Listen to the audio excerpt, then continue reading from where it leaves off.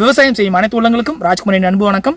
நம்ம இன்னைக்கு எங்கே வந்திருக்கோம் அப்படின்னு பார்த்தோம்னா, தூத்துக்குடி மாவட்டத்தில் இருக்கிற அரசூர் பஞ்சாயத்தில் இருக்கிற ஒரு கிராமத்துக்கு தான் வந்திருக்கோம்.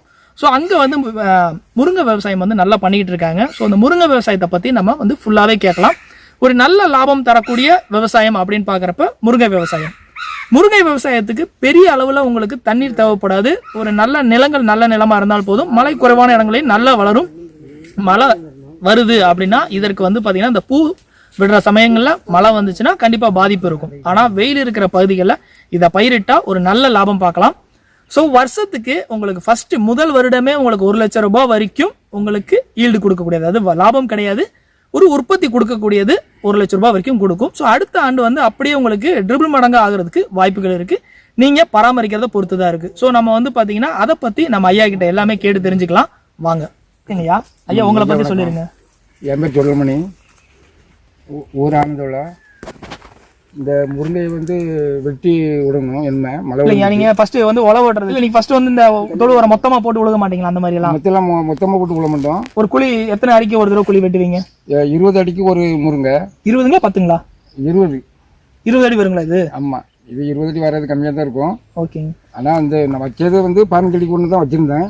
ஓகேங்க. இந்த 15 அடிக்கு வந்து வச்சிருக்கீங்க. இந்த முருங்கை வந்து இது என்ன முருங்கை?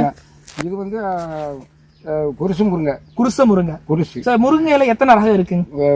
முருங்கையில் வந்து அலைகுளம் முருங்கை இருக்குது, குருசு முருங்கை இருக்குது, செடி முருங்கை இருக்குது, வித்து முருங்கை இருக்குது, மறுபடியும் இன்னும் 2 ஜாதி சொல்லுவாங்க. ஓகே, நீங்க தேர்ந்தெடுத்தது? நாங்கள் தேர்ந்தெடுத்தது வந்து அலைகுளம் முருங்கை. அலைவிலை முருங்கை. ஓகே, இதுல என்னன்னா இதுல என்ன அப்படி பயன்? இதில் வந்து பயனடைகிறதுக்கு வந்து அந்த இது போன வருஷம் வச்சு முருங்கை இந்த வருஷம் வெட்டி விட்டு உழவு அடிச்சு அடுத்தல உரம் வச்சாச்சுன்னு, சாணி உரம் வச்சாச்சுன்னா அடுத்தல. ஓகேங்க. இப்போ இந்த 1 ஏக்கர்ல இந்த 1 வருஷம் மட்டும் நீங்க வச்சு 1 வருஷத்துல எவ்வளவு வந்து நீங்க இதுல வருமானம் எடுத்துருக்கீங்க? வந்து வருமானம் 1 ஏக்கருக்கு வந்து 1 லட்சம் ரூபாய் நாங்கள் வருமானம் எடுத்துருக்கோம். ஓகே, இப்போ அடுத்த வருஷத்துல இருந்து எவ்வளவு வரைக்கும் உங்களுக்கு வருமானம் வரும்? 1.5 வரைக்கும் வரலாம். 1.5 வரைக்கும் வரும். ஆமா, ஏன்னா போன வருஷம் வச்சதுனால இந்த வருஷம் கம்மியா வரும், அடுத்த வருஷம் கூடுதல் வரும். அப்புறம் ஒவ்வொரு வருடம் வந்து கூட்டிகிட்டே போகுங்களா? கூட்டிகிட்டு போகும். ஓகேங்கய்யா. சரி, இப்போ வந்து நீங்க அந்த மாதிரி 15 அடி உங்களுக்கு நீங்க எடுத்துருக்கதா சரிங்களா? ஆமா, 15 அடிக்கு குழி வெட்டிட்டு என்ன உரம் என்ன போடுவோம்? நம்ம முதல்ல வந்து சாணி உரம் போடுவோம். சாணி உரம் போடுவோம். ஓகே, திருப்பி சாணி உரம் போட்டு ஒரு 15-20 நாளில் இது இப்படி தழுத்துருவோம். நல்லா தழுத்து வந்துடும். பிறகு இந்த இடையில உள்ள கம்பெல்லாம் ஆஞ்சி எடுத்துருவோம். இந்த மாதிரி எக்ஸ்ட்ரா விளையாடுறதுங்களா? எக்ஸ்ட்ரா வரதெல்லாம் ஆஞ்சி எடுத்துருவோம். சரிங்கய்யா. எடுத்துட்டு பிறகு ஒரு 15 நாள் கழிச்சு இந்த கடை உரம் யூரியா, பொட்டாசு, காம்ப்ளெக்ஸ் இதுல இதுன்னு ஒவ்வொரு கை, இந்த அடிக்கு ஒரு கை, அந்த அடிக்கு ஒரு கை. இப்போ நம்ம இயற்கை முறையில் நீங்கள் பண்ண மாட்டீங்களா? இயற்கை முறையில் வந்து சாணி உரம் வைக்கும், பிறகு திருப்பி இந்த இது மோத்திரம் அடிப்போம். மருந்துக்கு என்ன மோத்திரம்னா என்ன? மாட்டு மோத்திரம் ஃபுல்லாக அடிப்பீங்க செடிக்கு? ஆமாம். ஓகே, வேற அது போக என்னென்ன உரம் யூஸ் பண்ணுறீங்க? மறுபடியும் இந்த சாணி உரம் வைப்போம் 2 பக்கமும். ஓகேங்கய்யா. வச்சுட்டு தான் அதுக்கப்புறம் தான் ஒரு 15 நாள் 20 நாள் கழிச்சு இந்த கடை உரம் 5 கை காமிக்கணும். ஓகேங்க. இப்போ 1 ஏக்கரில் எத்தனை செடி வரைக்கும் வைக்கலாம்? 1 ஏக்கருக்கு ஒரு 500 முருங்கை வரைக்கும் வைக்கலாம். 500 முருங்கை வரைக்கும் வைக்கலாம். 500 தான். ஓகே, இதுக்கப்புறம் வச்சாச்சு. அது 15க்கு அப்புறம் நீங்க உரம் வச்சிட்டீங்க. அதுக்கப்புறம் என்ன பராமரிப்புலாம் இருக்கும்?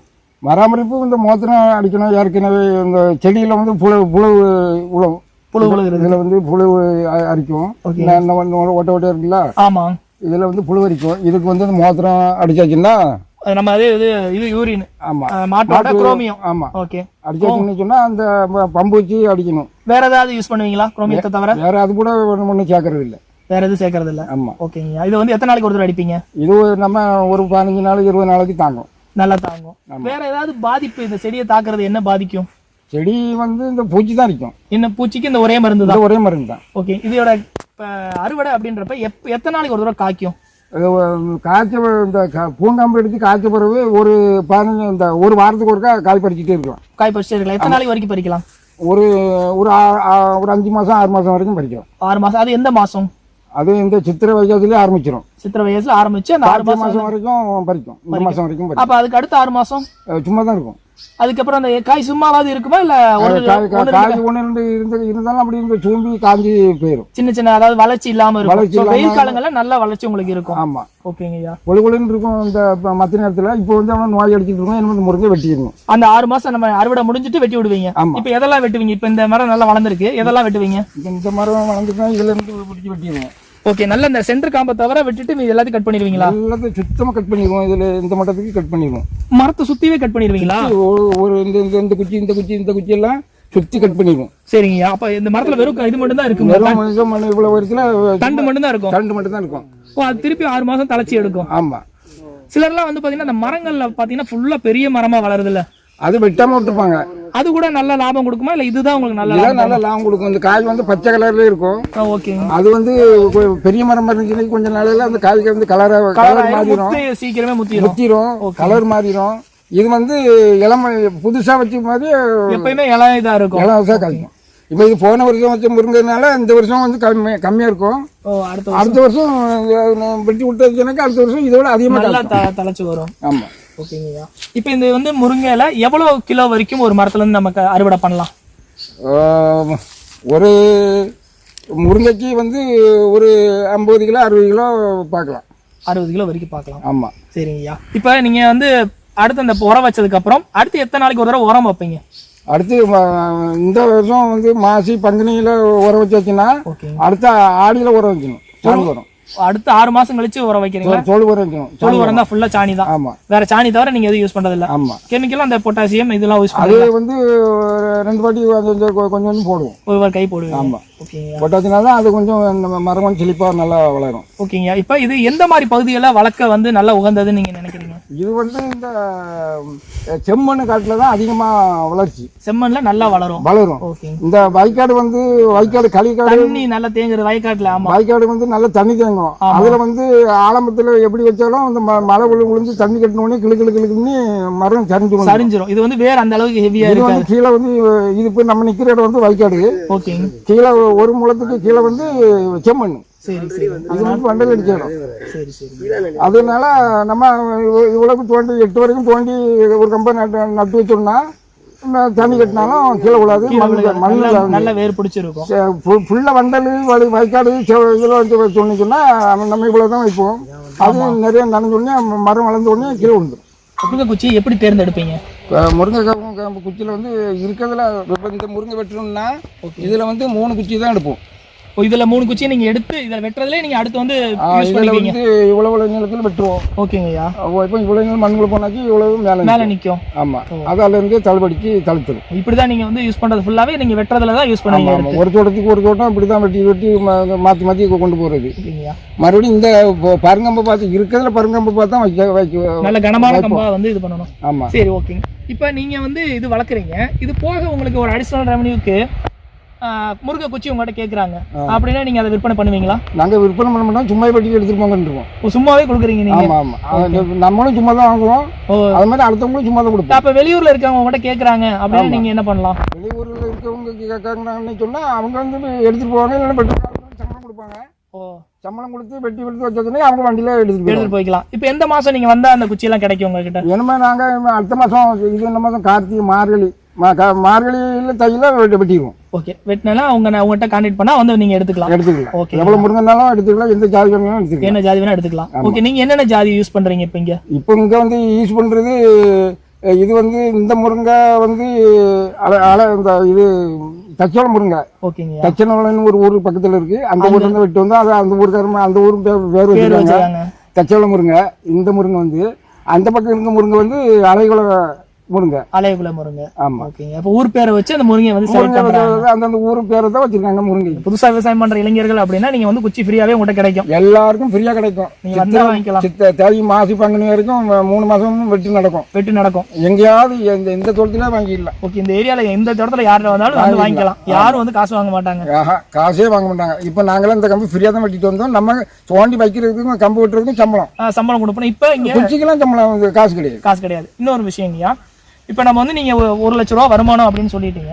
இங்கே ஆட்கூலி எவ்வளோ செலவாகும்? ஒரு ஏக்கர் வந்து நம்ம செலவு பண்ணுறோம் அப்படின்னா எவ்வளோ வரைக்கும் செலவாகும்?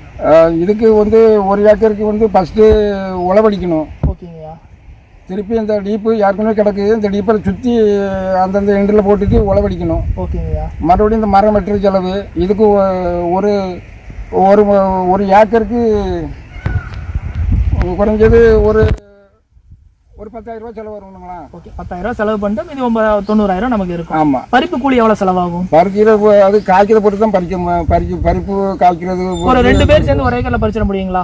2 பேர் சேர்ந்தாச்சுனாச்சு இதுல வந்து 500 முருங்கை இருக்கு. இப்போ நம்ம நிக்கிற இடத்துல வந்து 500 முருங்கை இருக்கு. சரிங்க. 500 முருங்கை 1 ஏக்கருக்கு 500 வச்சிருக்கு. அந்த நல்ல காய்ச்சிட்டு சொல்லியாச்சுன்னா 2 ஒரு பறிக்க முடியாது. பறிக்க முடியாது. 2 ஒராலே முடியாது. முடியாது. அப்ப எத்தனை பேர் தேவைப்படும்? ஒரு 3 பறிக்காளு 2 ஆளுன்னா பறிக்காளு 2 ஆளு 4 பேர் இருந்தா தான் இந்த 500 முருங்கை பார்க்கலாம். ஓகேங்க. இப்போ நீங்க வந்து டோட்டலா இங்க எத்தனை முருங்கை மட்டும் எத்தனை ஏக்கர் போட்டிருக்கீங்க? இங்க முருங்கை மட்டும் நாங்க மட்டும் ஒரு 7.5 ஏக்கர் போட்டிருக்கோம். 7.5 ஏக்கர். 7.5 ஏக்கர்ல இந்த வருஷம் உங்களுக்கு எவ்வளவு வருமானம் வந்திருக்கும்? இந்த வருஷத்துல வந்து இந்த வருஷமும் இந்த 500 முருங்கையும் அங்க ஒரு 500 முருங்கை இருக்கு. அது போன வருஷம் வச்சது சரியா காய்க்கல. அந்த பழைய முருங்கை ஒரு 3 ஏக்கருக்கு ஒரு 350 400 முருங்கை இருக்கு. 400 முருங்கையும் ஒரு 5 லட்சம் ரூபாய் காய்ச்சிருக்கும். ஓகே. அப்ப 500 முருங்கைனா அந்த 3 ஏக்கர்ல பிரிச்சு ரொம்ப இதாவது நீங்க பண்ணல, கரெக்டா ப்ராசஸா பண்ணல. அப்ப உங்களுக்கு செடின்னு கணக்கு பண்ணிட்டா உங்களுக்கு எவ்வளவு செடி இருக்கும் கரெக்டா? செடி வந்து எங்களுக்கு 1000 செடி இருக்கும். இல்ல இங்க ஒரு 500 அங்க ஒரு 1500 கிட்ட இருக்கும் இல்லையா? அங்க ஒரு முதல்ல அங்க ஒரு கிணறு இருக்கு. அதோட சேர்த்து முதல்ல ஒரு 1000 செடி இருக்கும். 1000 செடி தான் இருக்கும். ஆமா. சோ 1000 செடின்றப்ப நம்ம 2 ஏக்கர்லயே வச்சிடலாம்ல? 1000 செடி 2 ஏக்கர்ல வச்சிருந்தா அது முதல்ல வச்சவங்க வந்து ரொம்ப கலப்பா வச்சுட்டாங்க. ஓகே. ஆனா நம்ம வந்து நாங்க வாங்கி 2 வருஷம் தான் ஆச்சு. 2 வருஷம் ஆச்சு. ஆனா நம்ம இப்ப கரெக்டா ப்ராப்பரா பண்ணணும் அப்படின்னா 2 ஏக்கர் உங்களுக்கு 2 ஏக்கர் கரெக்டா அந்த செடி வச்சு வேற எதுவும் இல்லாம இருந்துச்சுன்னா 2 ஏக்கர்ல வந்து உங்களுக்கு 2 வருஷத்துல ஒரு வருஷத்துல 5 லட்சம் ரூபாய். சோ ஒரு ஏக்கருக்கு 2 லட்சம் ரூபாய் வரைக்கும் வருமானம் எடுக்கலாம். வருமானம் வருது. ஆமா. ஓகேங்கய்யா. அந்த விற்பனை வாய்ப்புலாம் எப்படி இருக்கு? இடமா இல்ல இது எப்படி விற்க முடியும் உங்களால? காயா? ஆமா. காய் வந்து பறிச்சு கொஞ்சமா இருந்துச்சுனாக்கி இங்க சில்லறை கடை போட்டுருவோம். ஓகேங்க. கடமா இருந்துச்சுனாக்கி மார்க்கெட் போட்டுருவோம். எந்த மார்க்கெட் போய் வைப்பீங்க? வடசேரி மார்க்கெட் போடுவோம். திருநெல்வேலி மார்க்கெட்டும் போடுவோம். ஓகேங்க. மெட்ராஸுக்கும் அனுப்புவோம். மெட்ராஸ்க்கு அனுப்புவீங்க? ஆமா. மறுபடி இந்த இங்கே வந்து எடுத்துருவாங்க காய் எடுத்துட்டு போயிருவாங்க வந்து. ஆமா. எவ்வளவுக்கு எடுப்பாங்க கிலோ? கிலோ 63 ரூபா வரைக்கும் போச்சு.